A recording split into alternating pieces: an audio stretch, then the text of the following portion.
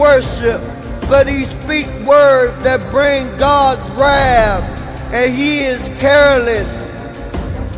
If a person knows that they are being watched and accounted for, and that every minor and major utterance of their tongue is recorded, then they realize the seriousness of the words that they utter. And one would think, long before uttering a word, if it is good, then it will be uttered. Otherwise, it will be withheld.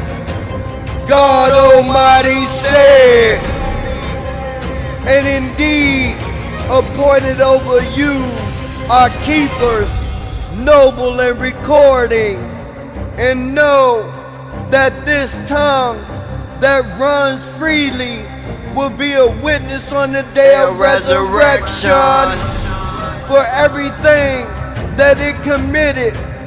God Almighty said, on a day when their tongues, their hands, and their feet will bear witness against them as to what they used to do.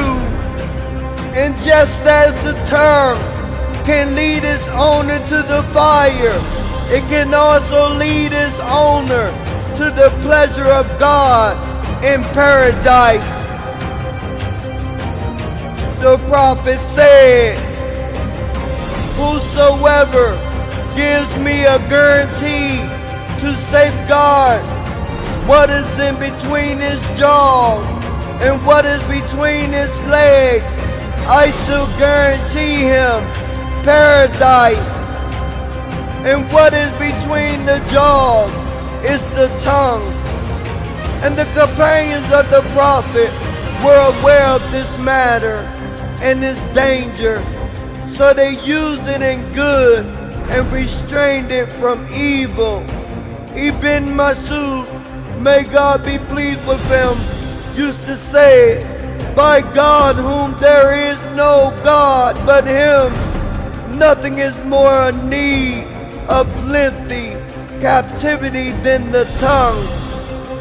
And they held themselves accountable for all their statements. They would even hold themselves accountable for saying a hot day and a cold day.